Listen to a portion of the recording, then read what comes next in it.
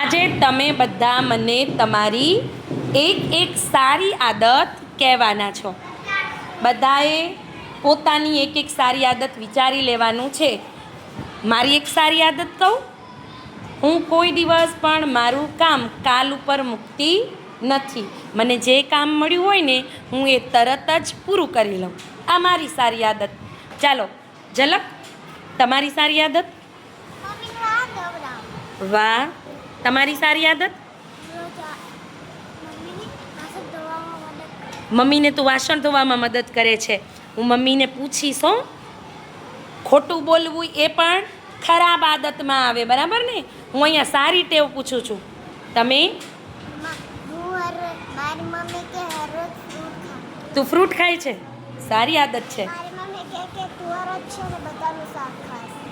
બધા જ શાક ખાઈ લે છે. Very good. મોટેથી બોલ ને, મને સંભળાય એમ.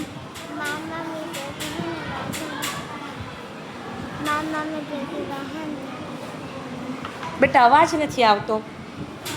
દ્વિજા, સારી આદત તારી? અરે વાહ, તમારી ખાવા સિવાયની પણ સારી આદતો હોય હો. શેરિંગ કરે છે. Very good. Sharing is caring. Kaushik? પણ ક્રિકેટ રમવું નહીં, પણ સારી આદત શું? નથી ખબર. કાંઈ વાંધો નહીં. તમારી જાન્યા? મોટેથી કયો. મમ્મીને કપડાં ધોવડાવે છે. દરરોજ લેસન કરી લે છે. ગુડ. ફ્રૂટ ખાય છે. વાહ વાહ રે વાહ. અરે વાહ, ગુડ.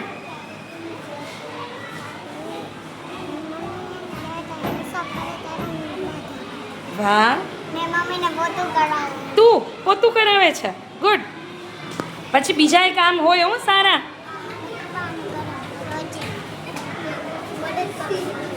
એમ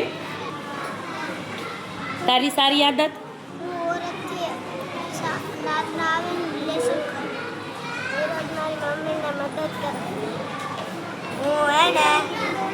ઘણું બધું લેસન આપે એ કરી લઉં અને સ્કૂલનું કોક બી આપે એ કરી લઉં. મમ્મીની મદદ કરાવવાને હાથ કરવા લઈ જાય. મમ્મીને બધી બોટલ ભરી દઉં, પછી ફ્રીજમાં રાખી દઉં. મમ્મીની મદદ કરું. મારી મમ્મીને હું એ કરી દઉં. મારી મમ્મી ખાઈ દઉં. હું પપ્પાનું જમવાનું કામ કરાવું.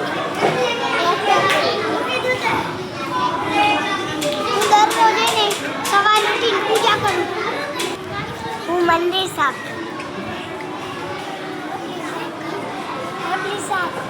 રોટલી શાક ખાય છે.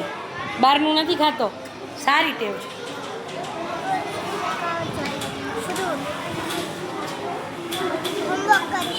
Very good. વાહ. એવું?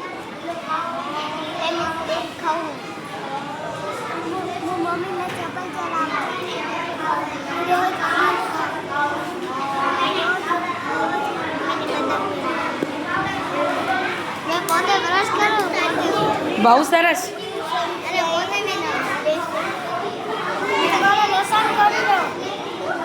સારી ટેવ તમારી. તમારી સારી ટેવ શાક ખાવી. સારી ટેવ. બરાબર, સારું. તમે? એવું તમારી સારી ટેવ?